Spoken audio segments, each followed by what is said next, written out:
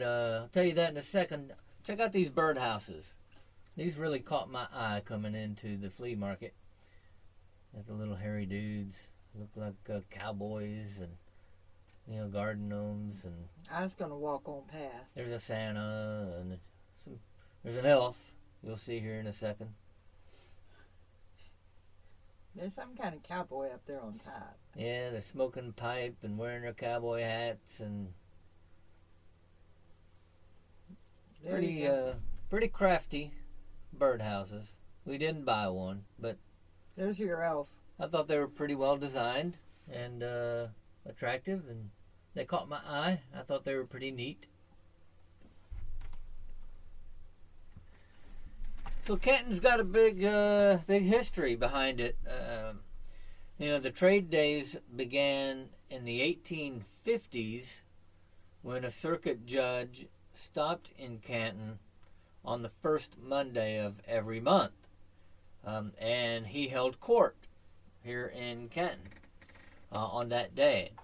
And people from all around the area, from Van Zandt County, surrounding area, came into town on that day to conduct business, stock their pantry with with food and stuff, and watch the court proceedings.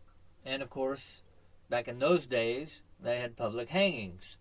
So people would come into town, do their shopping, go to the farmer's market and buy their produce and all that. And watch a few hangings. And watch hangings. That's that's what you did back then. So there was one, local legend where a man was hung for stealing his partner's wagon of goods that he went to trade at Canton. And so they buried him here in the cemetery next to the trade grounds, but they faced him south, not east. And it's a pretty neat little story. But anyways, Canton's been going since the 1850s. The trade days has been going since the 1850s. And people just came into town. It grew and grew and grew. Coming to town with their own goods to sell. Some of it was food, some of it was baskets and whatever they created. They were crafty people. Livestock, produce, wild horses. Yeah, wild horses, whatever they had to sell. They'd bring it into town and sell it, and people would show up and conduct trade. It was originally held right next to the courthouse, because they actually came into town for the hangings. Yeah, right on the west side of the courthouse square. And it was there for a very long time, up until about 1965, and then the city purchased 6 acres of land 2 blocks north of the courthouse, and they moved trade days to that 6 acres, and it's been there since the 60s. So now, originally, back in the 19th century, when they were doing trade days, it was held on the first Monday of every month, and that's how it got its name. It was Canton First Monday Trade Days. But now they don't do it on Mondays. There's a snowblower at this flea market in Texas. Boggles my mind. What do you need a snowblower for in Texas? Well, some northerner brought it down here and realized they packed it with. He wasn't going to need it. Yeah. Might as well sell it. But yes, it's named First Monday, but First Monday, it is actually held the weekend prior to First Monday. Monday is not included. It runs from Thursday to Sunday. Right. So when we went on Halloween weekend, the day before Halloween. Yep. It was on Saturday. No, we went on Friday. Oh, Friday. That's right. We went on Friday because November 1st fell on a Monday. It's the first Monday. Even though the flea market wasn't open on that day, it was open the weekend prior to first Monday, so that would be Thursday through Sunday, and we went on Friday. Friday is the best day to go. Yeah, Friday's a good day. They open on Thursday, but not everybody's there and set up on Thursday. The interesting thing, one of the interesting things about Canton is this is a small town with less than 5,000 population, but on first Mondays during the trade. This was a neat chair. Yeah, this chair is pretty cool. So on first Monday weekends, the town grows from about 4,000 people to 300,000 people for the weekend. Yeah, you'll want to watch this. This is really cool. He does what's called fractured burning on these live edge slabs, and it is just fascinating, or at least I thought it was. Now his partner there is telling us where we can stand so that we can see but not be in danger. Although they changed where we could stand a couple of times, so you'll see we move over so we can see better. But he hits a button there. That's a microwave transformer that he's touching there. Yeah, and he hits a button, and he's got his battery cables hooked up to a couple of metal rods, and it catches fire. Catches fire and burns the wood. And you see, it gets a good fire going here.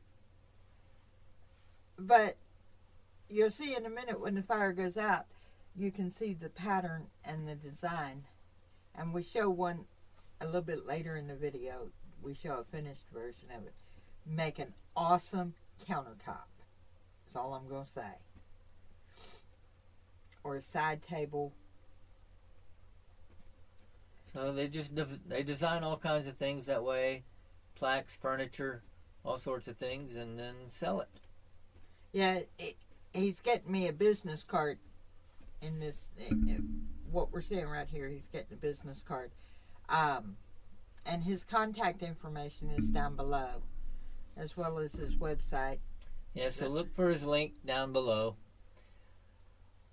But really quite cool what he does with that wood. And there's his phone number. His banner. Yeah.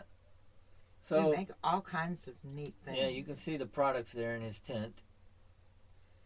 The live edge he has is awesome too. If I hadn't just put new countertops in my bus, I'd have some live edge. There it is. Yeah, that's pretty cool. That would make an awesome countertop, except that I'd hate to have to cut out for the sink. So, the road signs. Yep. Here's your sign. If you're a Jeff Foxworthy fan, there's your sign. All the signs. You missing a street sign, I know where it ended up at. Yeah, I thought this is funny. This whole vendor area right here, this guy just sells signs.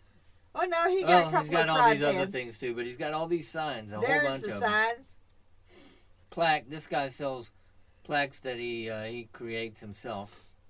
He didn't have a business card. No, he didn't have a business card. He doesn't have a social media account. The No only website. way you can see him is to go to Canton, I guess. Yeah. But he does good work. It's beautiful stuff. And I'd have put his contact information down below, but he doesn't have any. And those hats. Yeah, Teresa wanted a hat. I did want a hat, but I just could not with those prices. Yeah, she just doesn't know the value of a good hat. No, I know the value of a good dollar. Yeah, they were overpriced. I'm going to keep my dollar. Nice hats, but they were a bit too pricey. I'm going to have to keep looking for a hat.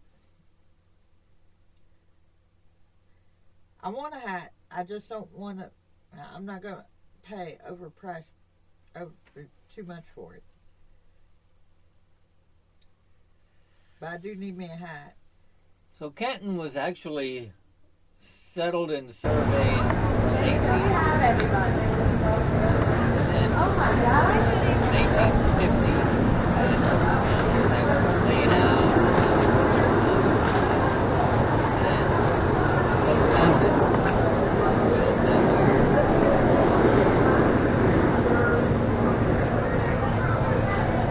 These are pretty nifty. So Yeah, it kind of started about 10 years. $170 for that. Trade days got their start. Fairies, you're gonna love these. Yes, fairy houses. Absolutely. There's gnomes too. Oh, those cuties. Yeah, there's fairy houses and garden gnome houses there. I think it's been a couple of years, has it? I think. Holding up okay. Oh yeah, it's by the fireplace. It takes a while to Oh, look at that. And the little door works. So they range from $100 to $300-$400 each. Like that one there was probably about $300-$400. There's a little bed inside that room. Nice, But it's worth it. I mean, I think their value is well nice. done for the amount of work Oh, yeah. that you have to go to get to the detail that they put into those things. So they're worth every penny. They've got trust in that, but I'm not in the market for that $200. That's not pretty. That's awesome.